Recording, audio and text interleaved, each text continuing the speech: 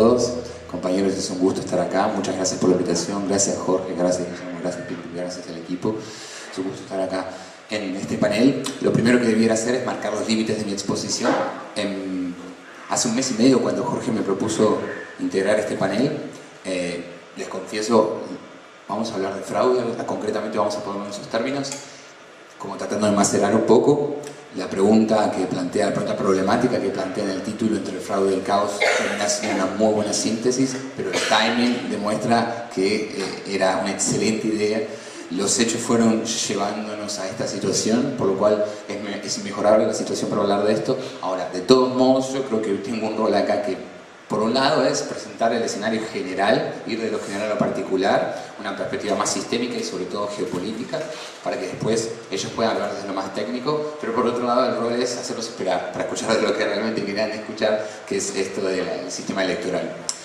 Mi intención, en general, tiene que ver con señalar cómo, a nivel tecnología, estamos viendo profundos cambios geopolíticos a nivel internacional, que no tienen que ver solamente con lo que hoy día tal vez se han escuchado como guerra fría tecnológica.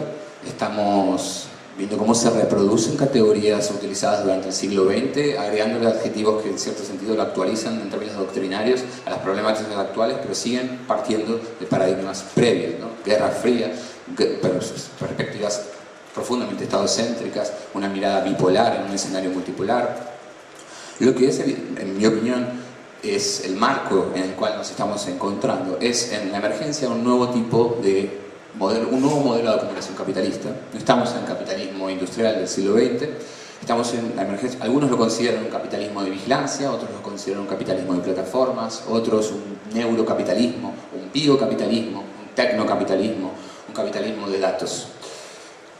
Son todas categorías que tienen que ver con la economía digital como un nuevo escenario y por otro lado con la síntesis humano-máquina, ¿no? Como lo que siempre se planteó desde la cibernética que emergió a mediados del siglo XX. No es algo tan nuevo en ese sentido, pero es la realización de ese sueño utópico para muchos que implicaba no solo la realización del potencial humano en virtud de su síntesis con las máquinas que le va a permitir la llegada a una suerte de humanidad aumentada, sino también postergar o eliminar al fin problemas que siempre se concibieron como necesarios, inevitables, pero que al fin eran inevitables, como por ejemplo el Estado, la regulación estatal, como por ejemplo mediadores. Todo lo que tiene que ver con mediaciones aparecía a partir de la emergencia del ciberespacio como una oportunidad para al fin eliminarlos y permitir la integración entre individuos pensados en términos individuales. El concepto que emergió en los años 90 era el de soberanía individual, algo muy nuevo. Pensar la soberanía desde el individuo es llamativo, para el peronismo cuesta mucho, pero en los años 90 se impuso de parte de la mano de la utopía digital,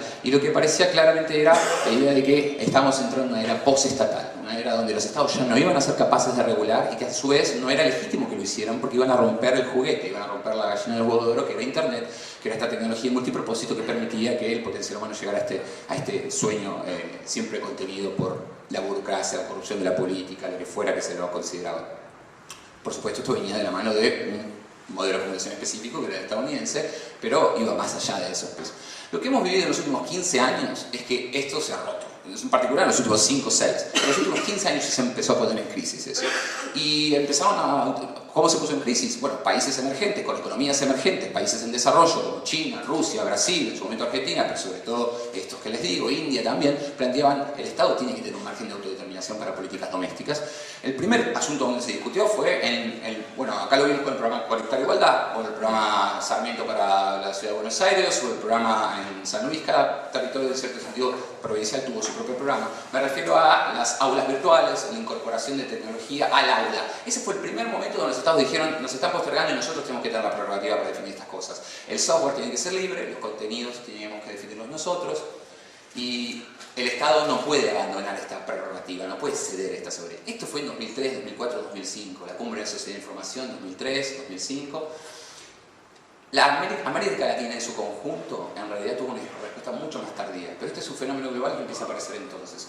Entonces cuando uno mira la academia en esos años, lo que encuentra son categorías como el retorno de la geopolítica, el retorno de los estados, ¿no? El retorno, se habían ido y volvían, como si se había ido en los años 90 la concepción de la autonomía. Recién mi compañero hablaba de la tecnología de punta, ¿no? La tecnología de punta está asociada a un paradigma, que es el paradigma que no funciona.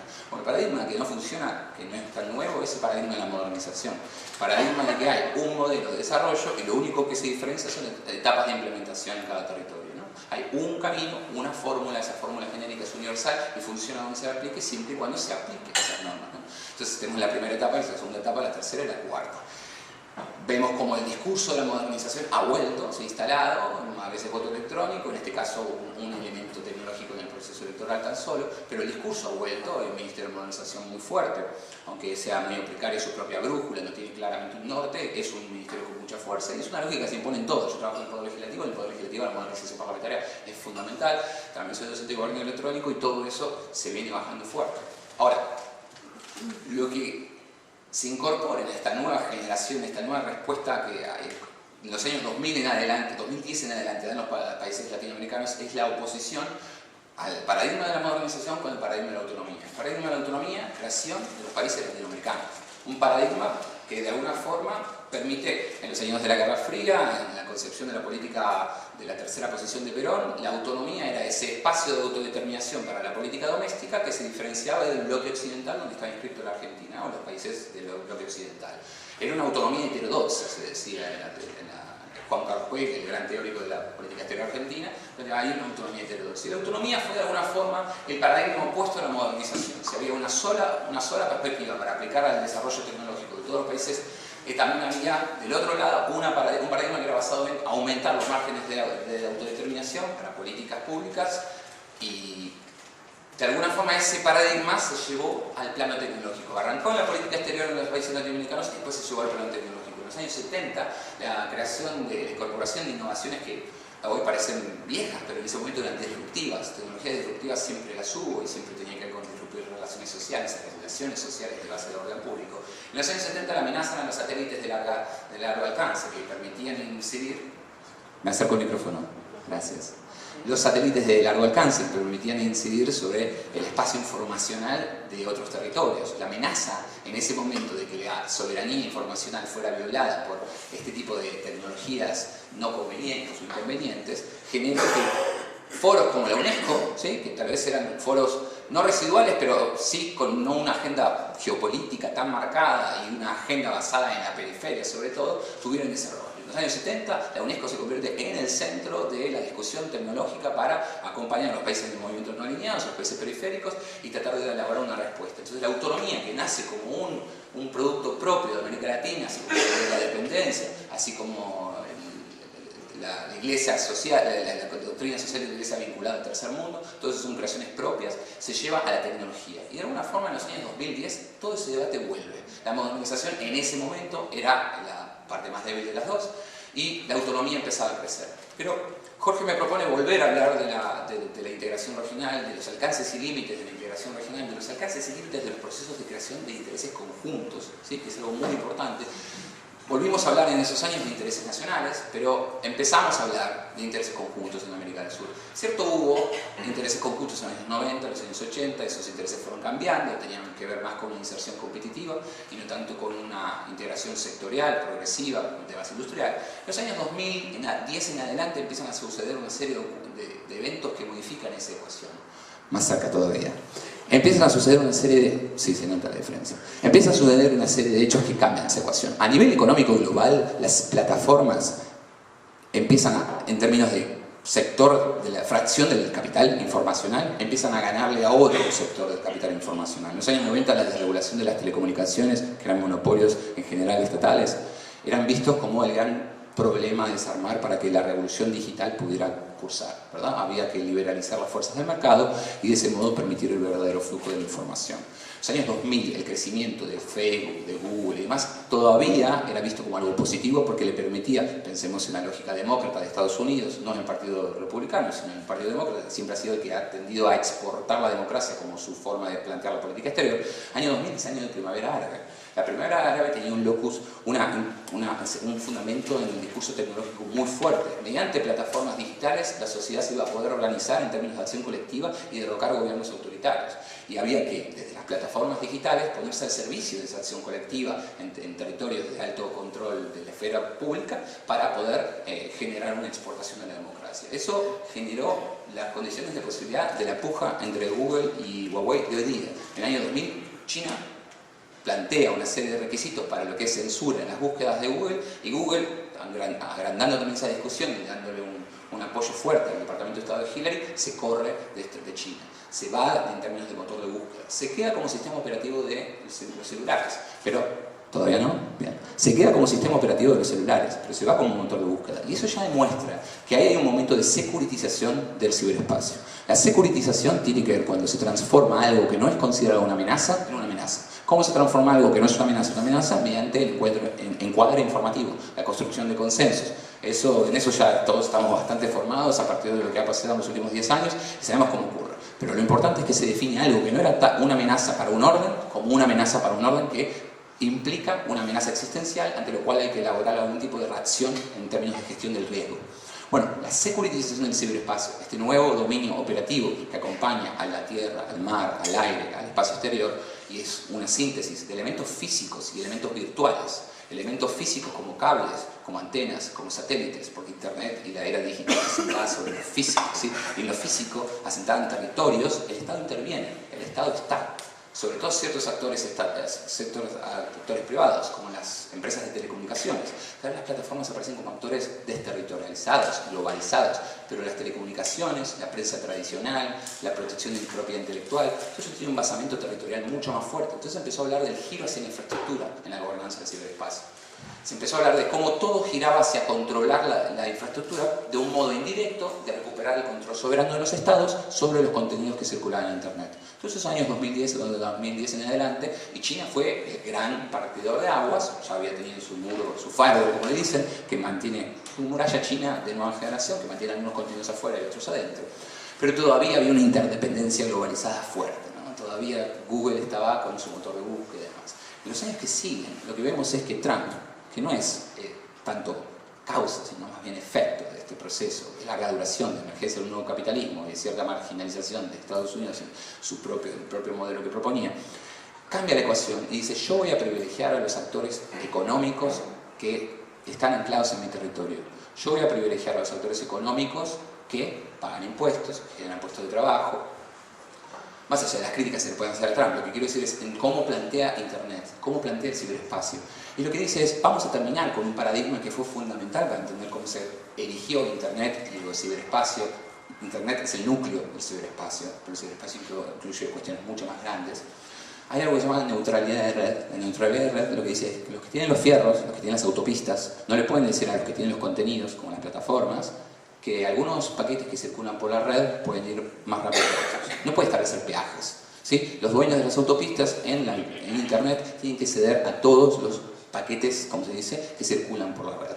Trump terminó con eso y dijo: ahora puede haber fusiones entre contenidos y infraestructura. Se puede unificar un actor como Netflix con un actor como AT&T, o en este caso sería Fivertel. En Argentina lo vemos también. Hay neutralidad de red por la ley de Argentina digital de 2014, artículos 1 y 56, pero en los hechos es de difícil comprobación si se aplica o no se aplica, si se discrimina un servicio o no se discrimina. Lo que vemos entonces es que está ocurriendo una suerte de reordenamiento del capitalismo global, no solo por la emergencia de este capitalismo informacional basado en los datos personales, el nuevo commodity que realmente está guiando la producción de valor y la distribución de valor en el sistema internacional, sino también una puja entre fracciones del capital informacional.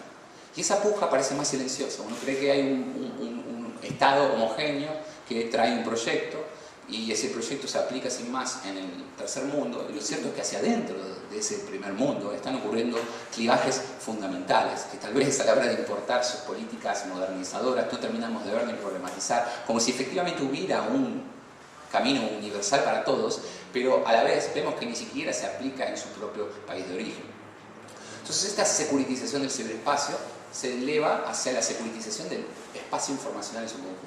El espacio informacional incluye al ciberespacio, pero tiene que ver con todos aquellos medios en términos de lo que conecta efectos con causas, causas con efectos, la esfera pública, que es la esfera informacional. Y es una lógica muy rusa, es una lógica muy china. Estados Unidos en los últimos años ha incorporado mucho de la narrativa china y rusa para ordenar el ciberespacio. La lógica de que hay una permanente guerra informacional en marcha. Y eso no ha cambiado nunca para autores como Rusia, pero para Estados Unidos es algo nuevo. Es algo nuevo que implica que el Estado se tiene que meter en el control de contenidos. El libre flujo de información debe modificarse.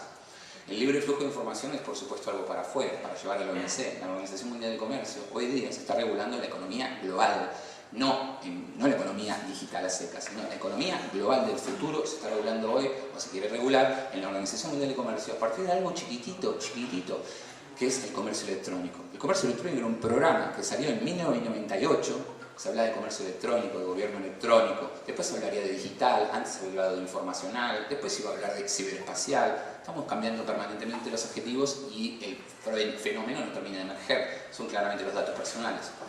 Pero, ¿qué está pasando en la OMC? El comercio electrónico, esta puntita del iceberg donde se discute si vamos a establecer aranceles o no a los productos físicos, como un libro, que se transmiten o se venden a través de medios electrónicos como Mercado Libre, tienen que tener aranceles o no, y a partir de eso se meten tantas otras cuestiones. Todo eso está en discusión hoy día. Y esto como escenario global. El escenario regional que hemos vivido en los últimos 10 años, me quedan 5 minutos, ¿no? Bien, no con todo el tiempo, así que he perdido, Jorge. El escenario regional, esto es algo que planteo en el libro como la hipótesis central del libro, es los años 2003 en adelante, el año de la gestión de los gobiernos kirchneristas, pero también de los gobiernos de Lula, los gobiernos de los países, de los gobiernos progresistas, como se los llamó, como se los quiera llamar hoy día. Lo que plantearon, en mi humilde perspectiva, es un interés suramericano de nuevo cuño, ¿sí? Ya que fuera suramericano y no latinoamericano, era todo un asunto. México se había ido hacia la América del Norte y a su vez América del Sur se había subdividido en dos bloques competitivos, ¿no? Lo que iba a ser la Alianza Pacífico, todavía esquemas bilaterales, y lo que era el Mercosur, a pesar de su estancamiento comercial, aparecía como un gran actor político internacional. ¿Pero qué se dio en ese interés suramericano? Un interés común en la discusión autonomista, volver a la autonomía, volver a la construcción de autonomía conjunta para diferenciarse de lo que las potencias pedían y exigían para los países latinoamericanos.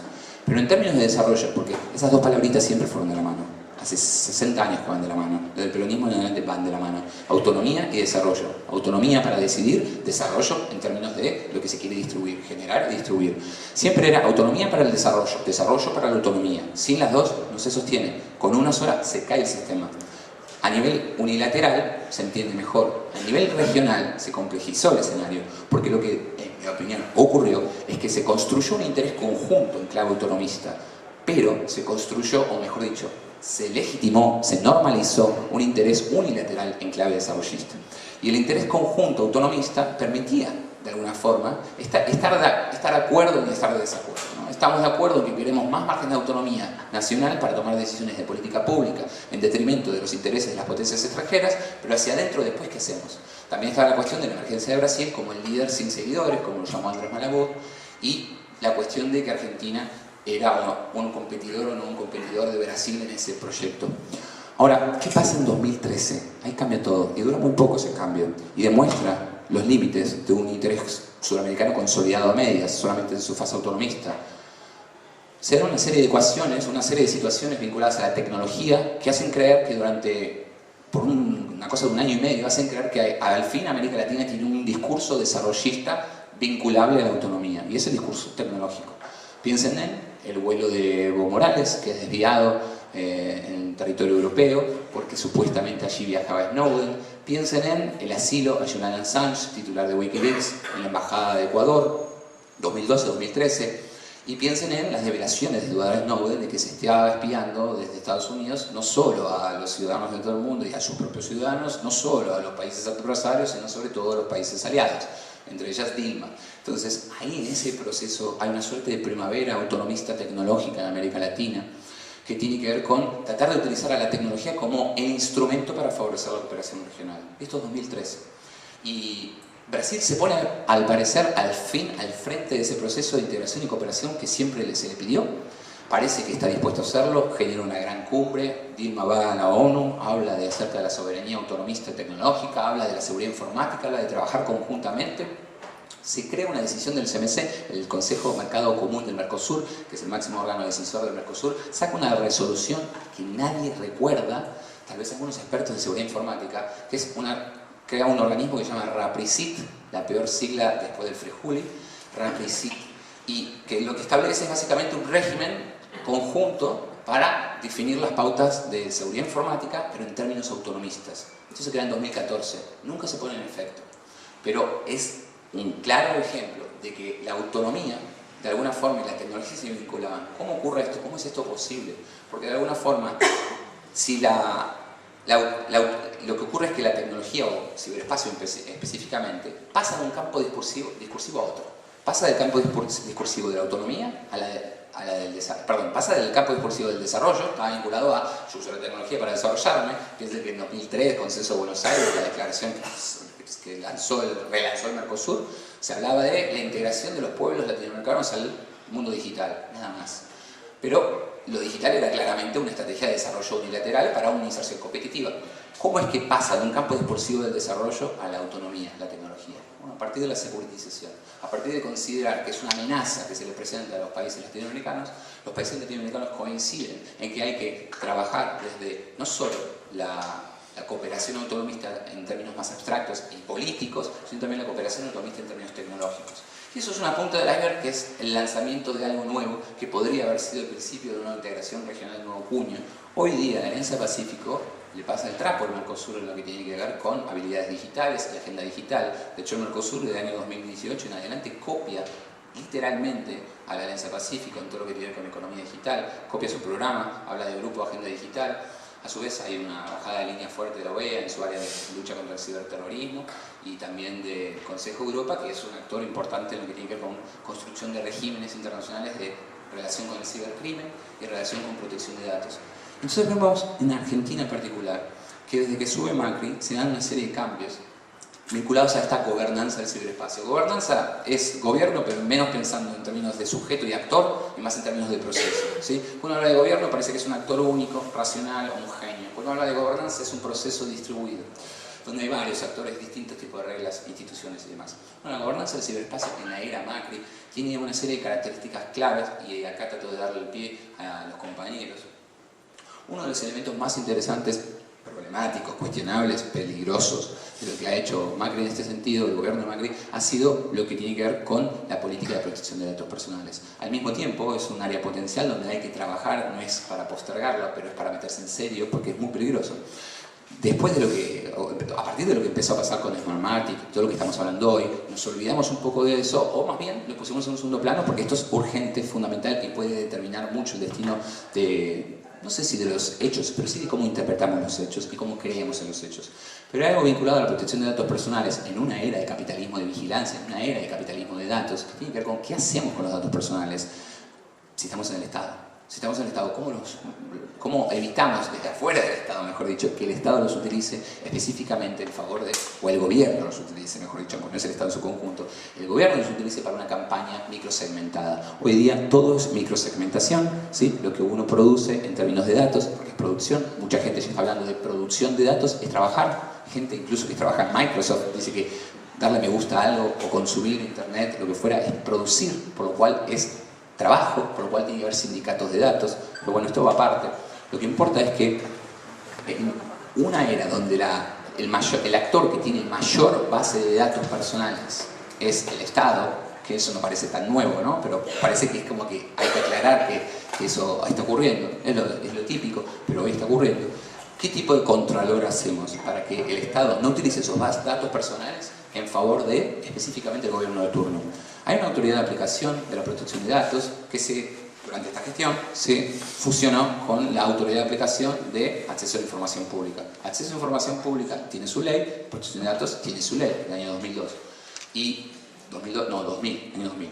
Y lo que se hizo fue fusionarlo. ¿Por qué? Porque Europa pide, para que uno se adecue a sus estándares internacionales, y si me adecuo a los estándares internacionales de Europa, puedo acceder al intercambio transfronterizo de datos sin pasar por mayores filtros que aumentan los costos económicos de las empresas que viven de eso.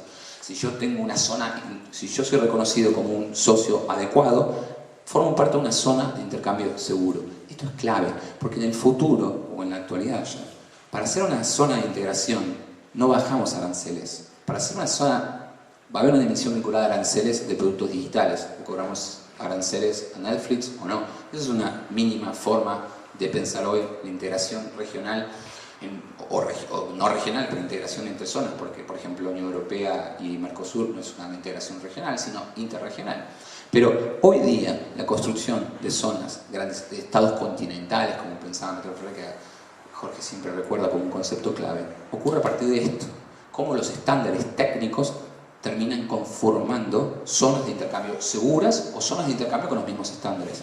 Y hoy día América Latina tiene el potencial de construir una zona de intercambio segura para sus criterios, la tercera o la cuarta más competitiva del mundo. Hoy día la principal la tiene China, 700 millones de usuarios. La segunda la tiene la Unión Europea, no la tiene Estados Unidos. Cuando la Unión Europea, así como Brasil con Dilma, patea la mesa por lo de Snowden, en Europa, porque la sociedad civil se organiza, hay una ONG que activa sobre la Corte Europea de Justicia, la Corte Europea de Justicia voltea el acuerdo de reconocimiento mutuo de estándares entre la Unión Europea y Estados Unidos, ahí se quiebra la zona de intercambio seguro más grande del mundo por ese entonces, que era Estados Unidos con sus 250 millones de usuarios y la Unión Europea con sus 300 millones de usuarios. Y esa era la más fuerte en ese momento, se rompe. Y a partir de ese momento Europa trata de buscar un nuevo socio para construir una zona de intercambio seguro de datos, no teniendo campeones nacionales o no teniendo campeones regionales. Tiene SAP, tiene Spotify, tiene Nokia, tiene Ericsson. Y paremos de contar, no tiene nada más. No de la envergadura que tiene Estados Unidos. Entonces, ese tipo de discusiones son fundamentales porque la nueva generación de políticas públicas que tenemos que pensar para la integración regional, para la soberanía nacional, la autonomía, tiene que ver con esto, tiene que ver con reconocimiento de estándares, para la creación de estándares. Vamos a crear estándares diferenciados, vamos a aplicar los mismos estándares de propiedad intelectual. Hablamos de la propiedad intelectual del software, ¿no? Vamos a aplicar los mismos estándares de propiedad intelectual y derechos de datos que plantea la Unión Europea. Estamos en esa línea definitivamente. Vamos a plantear los mismos estándares de protección de datos. Los de la Unión Europea son los más asimilables a los derechos humanos, son los de más alta protección del individuo. Ahora, a su vez, plantean como interlocutor fundamental al individuo, ¿sí? Es, de nuevo, la reproducción de la idea de una soberanía individual, ¿sí? El titular de datos es el individuo, pero a su vez el interlocutor para toda la política pública es el individuo. Y eso es un punto de partida, pero tal vez no es el punto de llegada. Del otro lado que tenemos China. China con su securitización absoluta del orden público, de la esfera pública, el sistema de crédito social que monitorea los comportamientos y asigna un ranking y a partir de ese ranking elabora un tipo de predisposición del Estado para reconocer en ese sujeto la capacidad de acceder a un derecho, ¿sí? La política del Estado de bienestar ahora queda mediada por el ranking que se le asigna al sujeto en virtud de su comportamiento de larga duración, de toda su vida, que queda registrada, porque es la trazabilidad de todos los hechos lo que queda ahí marcado. China prohíbe el anonimato. Entonces tenemos ese modelo, tenemos el europeo y tenemos el norteamericano que todavía no se definió, porque el norteamericano no sabe todavía dónde va, porque hay una puja fuerte de capitales informacionales. Van a ser las telcos, que están centradas en el territorio, para ser la prensa tradicional, que tiene algún tipo de responsabilidad de intermediarios y que filtra contenidos y que protege la democracia como siempre se planteó. Eso es interesante, porque la prensa tradicional, gracias a lo que plantean las plataformas hoy en día, que dejan que todo circule, que los discursos de odio se viralizan, que hay desinformación automatizada, que hay violación de la propiedad intelectual, bueno, hoy la prensa tradicional aparece de vuelta como el socio de las democracias. Eso es interesante y problemático. Cuando vimos el año pasado en el Congreso, se trató y se volteó, se le quitó el Estado parlamentario a un proyecto de ley que venía con media sanción del Senado para asignar responsabilidades de intermediarios. En realidad lo que hacía era limitar las responsabilidades de intermediarios. Sí, responsabilidad de intermediarios, pero es más bien la no responsabilidad. Y ese proyecto, que básicamente decía los intermediarios digitales como Fivertel, pero también como Google, pero también como cooperativas del interior, y eso es importante, no son responsables de los contenidos que ponen sus usuarios. Fue planteado del otro lado, propiedad intelectual, lobby de propiedad intelectual, derecho de autor y lobby de prensa tradicional, como un gran problema. Y es interesante qué mesa se armó del otro lado, la coalición institucional que se armó del otro lado. De un lado quedó Google, y cooperativas argentinas, la Cámara Argentina de Internet del otro lado, y del otro lado quedó, como les digo, propiedad intelectual, prensa tradicional, estaba todo lo que tiene con cámaras empresarias de periodismo. El líder de esta coalición institucional es claramente Fontevecchia, y también el Estado representado por actores del Frente para la Victoria, del Cambiemos, de los demócratas cristianos cordobeses. Entonces es el Estado asociando a los actores que tal vez hasta hace muy poco decían que eran un problema, para plantearle a las plataformas que hay que territorializar Internet, que hay que volver a la infraestructura, que hay que pagar impuestos, para eso hay que estar ubicado en un territorio. Pero estamos viviendo esa época, y en ese escenario Macri toma la decisión de fusionar estas dos autoridades de aplicación, y así logra darle a la Autoridad de Aplicación de Protección de Datos una entidad independiente, formada, pero en los hechos no real. Porque en los hechos, la Autoridad de Aplicación de Datos es la que autoriza al gobierno a consolidar bases de datos. Ya voy cerrando con esto, con protección de datos. Recuerdo hace 2 o 3 años una discusión con un amigo y me decía, está perfecto que se unan las bases de datos de ANSES, de AFIP, de la SUBE, porque así vamos a integrar servicios y vamos a tener un mejor servicio. Pero el problemón que se te genera en términos de soberanía individual y colectiva para controlar ese gobierno en periodos de campaña no tiene nombre. Fue la Corte Suprema la que le tuvo que poner un límite a la Autoridad de Aplicación de Datos. Entonces, tenemos por un lado la cuestión de Smartmatic, que ahora la vamos a ver mejor, pero también tenemos esto. Y piensa en la desinformación microsegmentada, específicamente orientada. No solamente está la cuestión de fiscales, capacidad de modificar algunas cosas de lo que fuera, también está la cuestión de capacidad de modificar las percepciones sobre lo que efectivamente ha ocurrido a partir de conocer fehacientemente los datos personales de todos los ciudadanos de la Argentina. Y eso es una discusión que tenemos que dar, porque hoy día en el Senado está el proyecto de ley para modificar ese ley de protección de datos. Y hay cosas para ganar y hay cosas para perder. El reconocimiento facial es el problema de esta ley. Así que quiero plantear esto como un disparador. Les pido disculpas que no hablé de fraude electoral ni de causa electoral. Quería plantear un mapa general y sobre todo dejar picando ahí la cuestión de protección de datos. Muchas gracias.